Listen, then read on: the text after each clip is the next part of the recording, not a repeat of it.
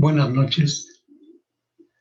Los miembros de la directiva de la Escuela Dominical de la Iglesia Nacional Presbiteriana San Pablo en la ciudad de Oaxaca me han invitado a darle continuidad a la serie de lecciones, de estudios que tienen que ver con el tema ¿Quiénes somos los presbiterianos?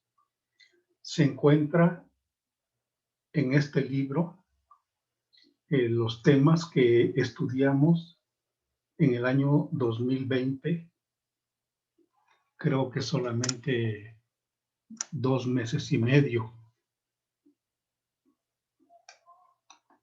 pero queremos retomar esa serie de pláticas, así que son ustedes bienvenidos para que juntos exploremos y estudiemos el libro, que es una recopilación de estudios de hermanos biblistas y que la revista El Fanal fue recopilando para después publicar en el libro que les he mostrado. ¿Quiénes somos los presbiterianos? Sean ustedes bienvenidos y continuamos.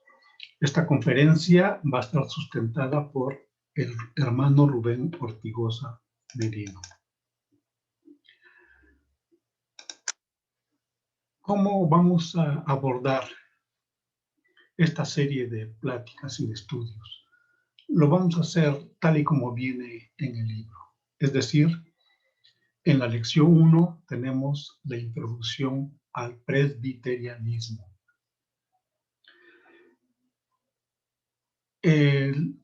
Esta introducción resalta mucho que los lectores se van a encontrar con lo que llamamos la perspectiva histórica, la perspectiva teológica, la perspectiva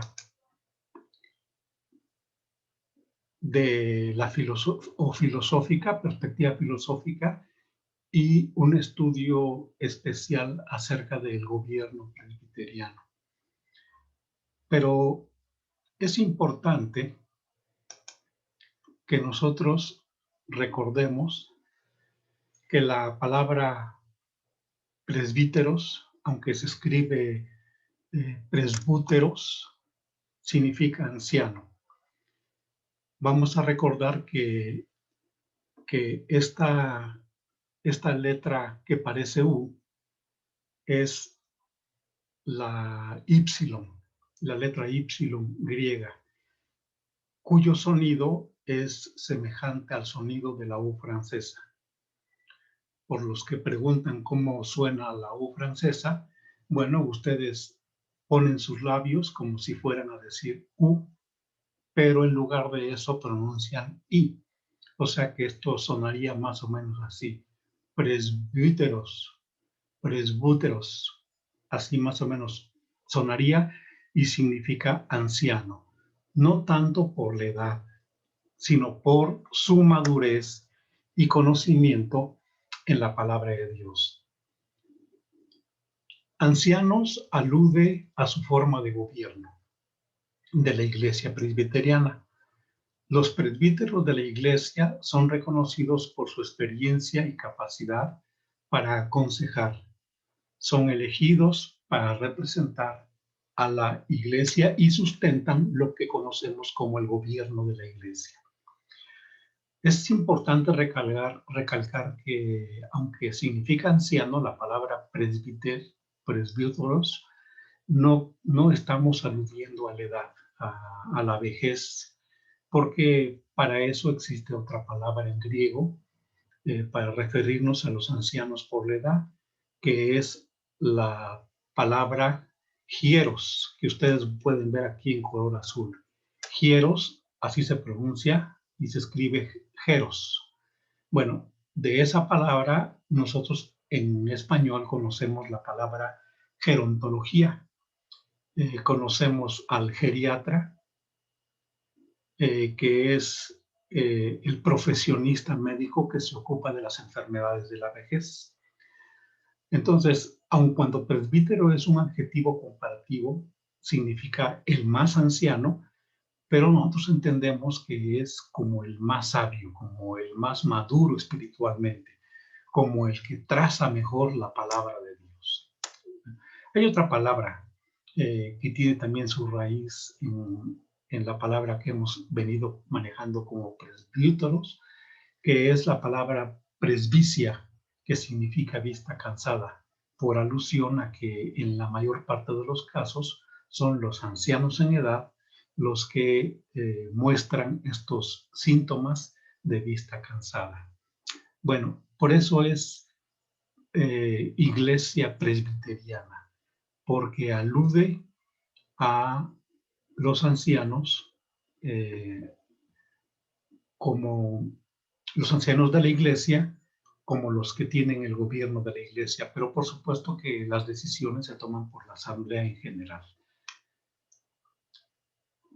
Vamos a recordar también, ya que estamos hablando de perspectiva histórica, perspectiva teológica, vamos a recordar que la palabra perspectiva es el punto de vista concreto. Me gusta mucho esta introducción al libro que les mostré. Me gusta mucho porque señala perspectiva histórica, es decir, es el punto de vista de la iglesia presbiteriana. Y como tal, es un punto de vista subjetivo, es decir, depende de nosotros. Ese es nuestro punto de vista. Todos en la vida tenemos perspectivas y es un punto de vista particular. Por ejemplo, cuando éramos niños, en nuestras escuelas primarias a las que asistíamos, oíamos hablar a los niños de primer año y segundo año. Muchos de ellos todavía creían por ejemplo, en los Santos Reyes, ¿no? Pasaron los años y cuando se convierten en jóvenes y adultos, pues ya no creen en ellos. Es decir, su perspectiva respecto a los Reyes Magos ha cambiado. Bueno, así también la perspectiva, que es el punto de vista subjetivo de quien la sustenta, sobre cualquier asunto, puede ser teológico, puede ser histórico, puede ser económico, filosófico, psicológico, médico, etcétera, etcétera. Esa perspectiva es un punto de vista personal y por eso es subjetivo. Pero existe en la palabra de Dios, que contiene la revelación de Dios, es una perspectiva objetiva, o sea, muy diferente a subjetiva. Esta perspectiva en la Escritura, desde el capítulo 1 de Génesis hasta el capítulo 22 de Apocalipsis, nos presenta las cosas tal y como sucedieron, tal y como están sucediendo y tal y como van a suceder conforme a la voluntad de Dios. El designio de la voluntad de Dios está mostrado y enseñado en la Sagrada Escritura. Es la voluntad de Dios, lo que hay en su pensamiento, lo que hay en su mente, en la verdad. Es la mente de Dios en una escritura de lenguaje humano. La Biblia que leemos, por ejemplo, la versión 1960 de Casiodoro de Reina. Es necesario recordar esto porque la voluntad de Dios es espiritual, porque Dios es espíritu. Dice Juan capítulo 4, versículo 25, Dios es espíritu y los que le adoran en espíritu y en verdad es necesario que adoren. Entonces, ¿cómo nosotros podemos aprender o entender este lenguaje espiritual de Dios? Bueno, sencillamente haciéndonos hijos de Dios. Y esto no es voluntad de carne, no es voluntad de sangre o voluntad de varón. Esto viene por el nuevo nacimiento. Por eso dice el Evangelio según San Juan en el capítulo 1, versículo 12, a lo suyo vino, mas los suyos no le recibieron. Mas a todos los que le recibieron, a los que creen en su nombre, les dio potestad de ser hechos hijos de Dios. Es decir, nosotros fuimos hechos hijos de Dios, engendrados por Dios, y entonces Él, como nuestro Padre espiritual, nos da el don de entender su lenguaje, de entender su pensamiento. Sucede tal y como ocurre en la vida terrenal, en la vida física, la vida expansiva, le llamamos, en donde Dios crea al hombre y al paso de todos los siglos y milenios hemos nacido nosotros en esta generación que estamos viviendo y nuestros padres terrenales, por medio de sus genes, nos comunicaron también la capacidad para oír, entender y hablar. Entonces, a principio los niños en su vida física empiezan diciendo papá, mamá, pan, leche, señalan con su dedo y dicen eso y lo quieren, etcétera. Esto mismo también pasa con nuestra relación espiritual con Dios como Padre. Él es nuestro Padre, nosotros hijos, nos ha dotado de una capacidad especial para que podamos entender, para que podamos adorarle en espíritu y en verdad. Entonces, Él lo hace en el nuevo nacimiento, lo que es la regeneración de nuestro ser.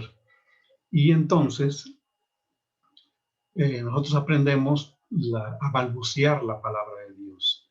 Por eso es menester que a través de los años dejemos de ser niños recién nacidos para ir creciendo como adolescentes, jóvenes y lleguemos a la edad adulta y estemos saboreando el alimento sólido de la palabra de Dios. Dios es espíritu y nosotros estamos capacitados por Dios para para entender el lenguaje de Dios y bueno, nuestro pensamiento a veces o nuestro entendimiento a veces se queda en lo que es la niñez espiritual. Por eso es menester que le pidamos al Señor Jesucristo que haga en nosotros lo mismo que Él hizo con sus discípulos. Según el Evangelio de Lucas, capítulo 24, versículo 45, dice que les abrió el entendimiento para que comprendiesen las Escrituras. Así también nosotros vamos a dejar de ser niños cuando le pidamos al Señor que abra nuestro entendimiento para que podamos comprender más y mejor las Sagradas Escrituras y poder crecer más en el conocimiento de la palabra de Dios y de esta manera dejar nosotros la niñez para transitar a lo que es la juventud y la edad adulta. Los presbiterianos tienen una identidad muy propia que los caracteriza, pero algunas de las creencias que existen dentro de la Iglesia Nacional Presbiteriana y la Iglesia Presbiteriana en todo el mundo son semejantes a otras expresiones de fe, otras iglesias que también su fe está puesta en el fundamento que es la Sagrada Escritura, en Cristo nuestro eterno Salvador, y tenemos algunas doctrinas en común con ellos, tales, por ejemplo, la inspiración de las Escrituras, la Trinidad, es decir, no es que creamos en tres dioses, aunque tanto el Padre como el Hijo y el Espíritu Santo, sustentado por la palabra de Dios, son también cada uno en ellos particularmente es Dios, pero la Trinidad, tal y como se entiende en la palabra de Dios, esta doctrina son tres personas en un solo Dios. También tenemos la doctrina de la divinidad de Jesucristo, la muerte expiatoria de Cristo, la justificación por la fe, la resurrección de Jesucristo, la segunda venida de Jesucristo.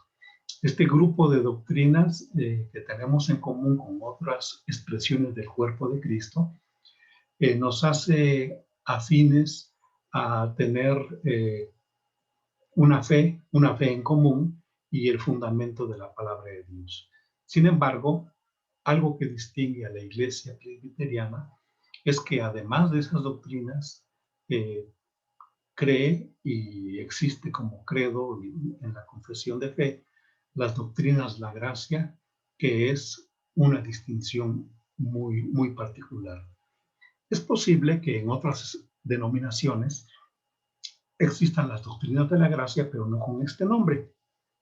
Así que cuando uno las conoce de cerca, se da uno cuenta que creen también en lo que nosotros creemos como doctrinas de la gracia, que la Iglesia presbiteriana conoce como los 5 puntos del calvinismo. Más adelante habrá una clase especial para platicar sobre los 5 puntos del calvinismo.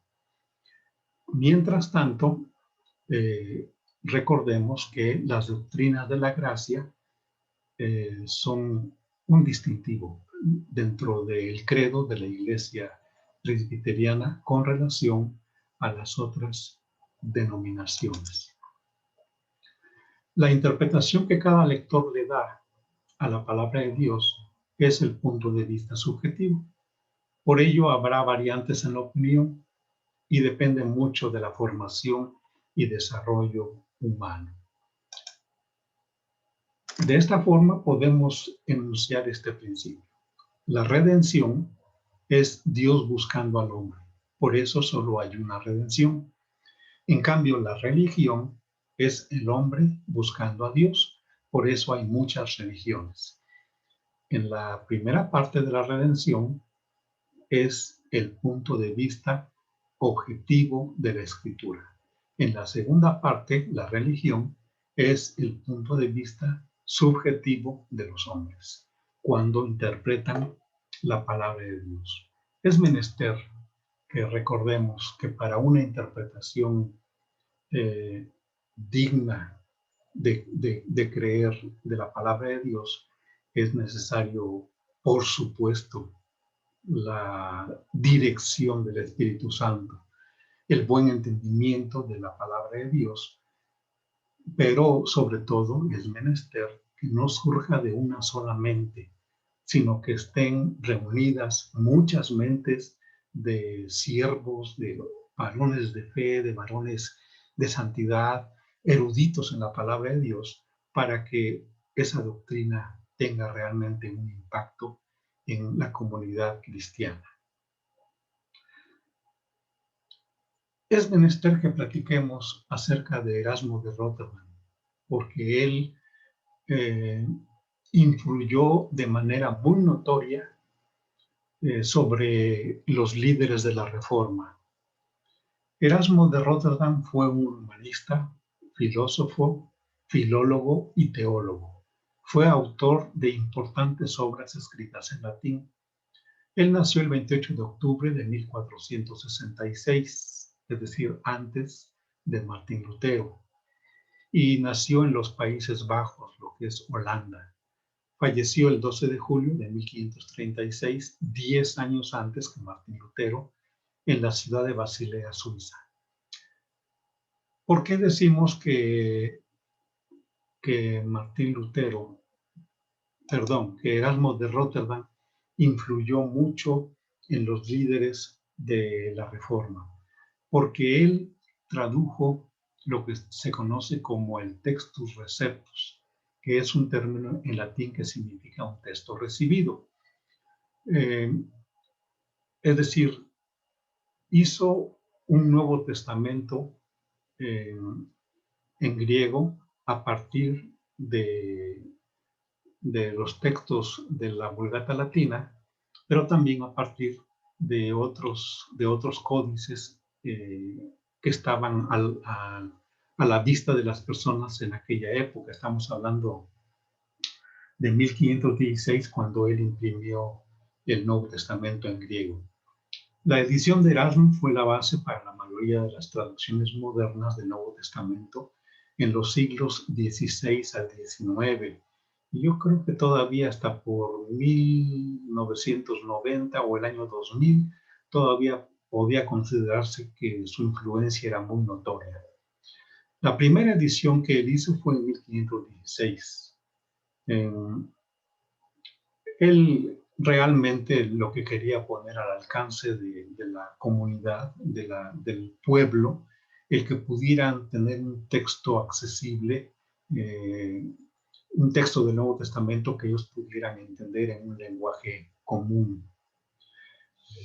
Esta edición de 1516 fue corregida en 1519, pero ahora con el nombre de Novum Testamentum.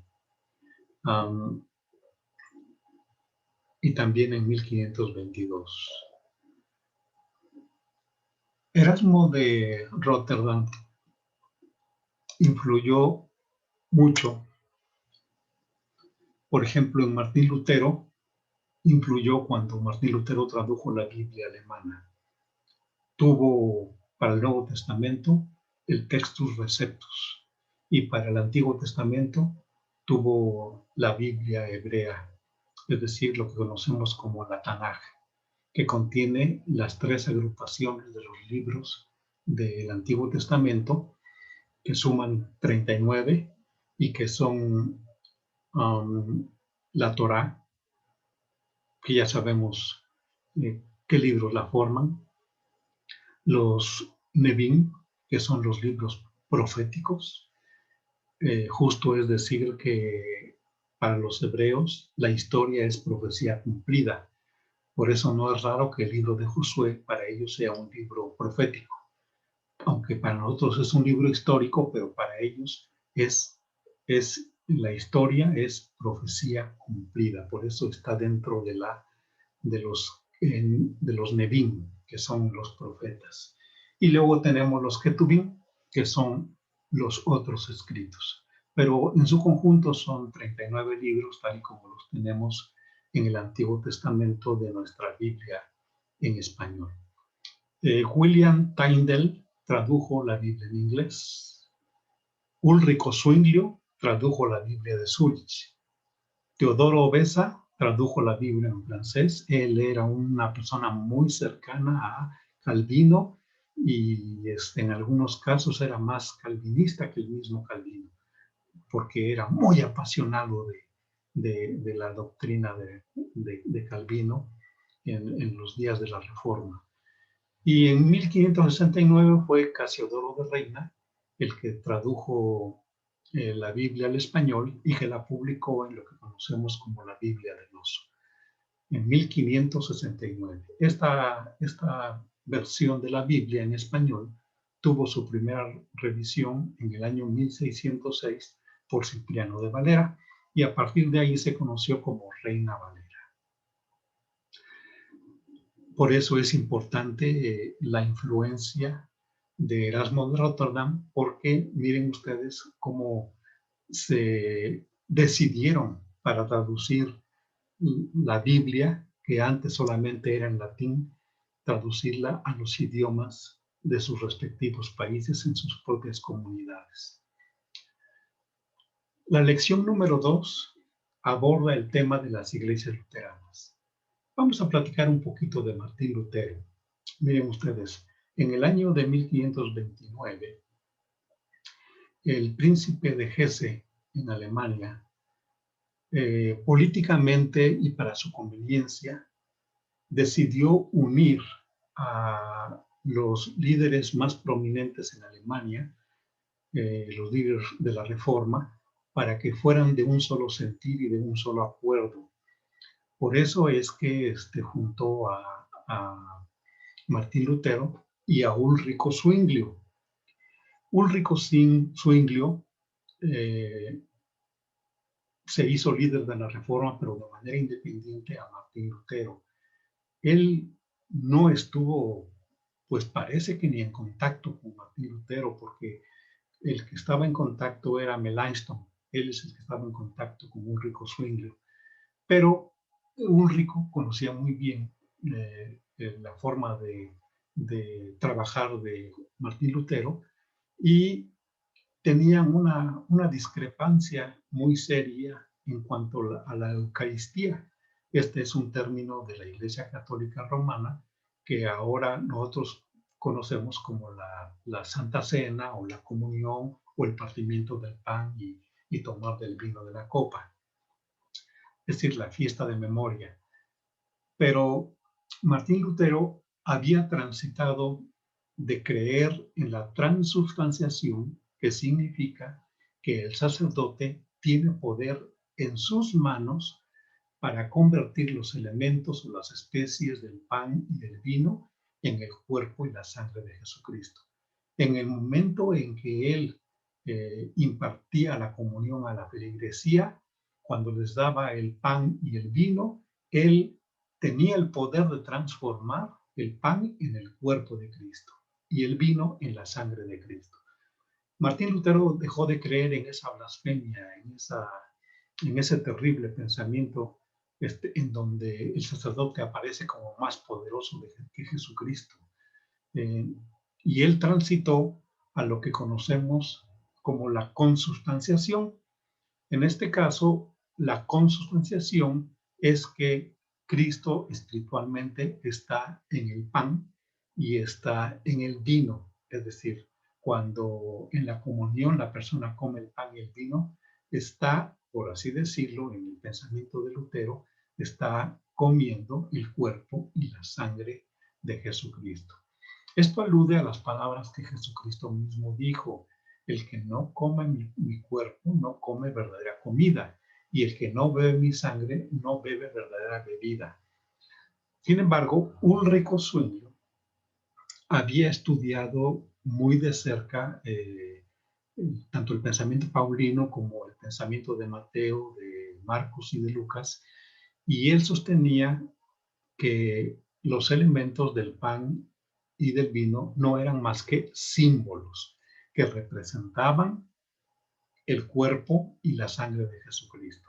Así que Ulrico le insistía a Martín Lutero y le decía: hermano, por favor, razone con cordura, con su corazón, y piense que cuando Jesucristo decía: esto es mi cuerpo, de Mateo 26:26, él estaba diciendo que representaba su cuerpo, que era un símbolo de su cuerpo. Porque también Jesucristo dijo en Juan capítulo 15 que él es la vid verdadera. Y usted no cree, ¿verdad, Martín Lutero, que Jesucristo es un árbol, es un arbusto que se llama vid? Usted cree que lo representa, que la vid representa el tronco de la vid, de donde salen los pámpanos que nos representan a nosotros, y el fruto que se nos exige que demos porque estamos unidos al tronco que es la vid, que es Jesucristo. Eso es lo que entendemos en Juan capítulo 15. Pero como a Martín Lutero le decía a Ulrico que razonara con cordura y que entendiera este asunto, entonces Martín Lutero se mantuvo firme en el principio de Mateo 26:26, que dice: esto es mi cuerpo, mostrando el pan a los discípulos. Y acto seguido, entonces Martín Lutero escribió con una tiza sobre la mesa las palabras en latín: hoc est corpus meum. Lo repito: hoc est corpus meum, que significa: esto es mi cuerpo. Y de ahí no sacaron a Martín Lutero de ese principio, a pesar de los ruegos y de las súplicas del príncipe Enrique de Hesse, y a pesar de las lágrimas de Ulrico Zwingli, porque lloraba el hombre, porque quería que Martín Lutero se pusiera de acuerdo con ellos. Bueno, finalmente, en lo que terminó esta conferencia, que fue un debate allá en 1529, lo que terminó es que Martín Lutero se encargó de escribir los puntos en los que sí estaban de acuerdo, que eran muchísimos más que lo de la Eucaristía, y entonces firmaron y se dieron la mano estrechándose en una comunión fraterna. Muy bien. Con esto queremos decir también que cuando Erasmo de Rotterdam tenía 17 años, fue cuando Martín clavó las 95 tesis en la puerta de la abadía de Wittenberg en 1517. No, perdón. Erasmo de Rotterdam tenía 17 años cuando nació Martín Lutero en 1483, ¿sí? Y cuando Martín Lutero clavó las 95 tesis en la puerta de la abadía de Wittenberg, en 1517 ya Martín Lutero tenía 34 años de edad y Erasmo de Rotterdam tenía 51 años. Un allegado muy cercano a Martín Lutero, que era también un gran teólogo, conocedor de la palabra de Dios, era Melanchthon, que tenía 20 años. Y en aquel entonces, el niño Juan Calvino tenía 8 años. Bien, con esto damos por terminado este primer resumen. Agradezco a la hermana Raquel el que me haya hecho la invitación. Me dice que fue por acuerdo de la mesa directiva de la escuela dominical de la iglesia San Pablo aquí en Oaxaca. Yo, por supuesto que encantado, dije que sí, y estamos haciendo un esfuerzo por mostrar de esta manera lo que son las enseñanzas de este libro que tiene como título ¿Quiénes somos los presbiterianos? Así que estamos abordando la lección 2 y platicaremos más a detalle de las iglesias luteranas, que es nuestro capítulo 2. Dios les bendiga.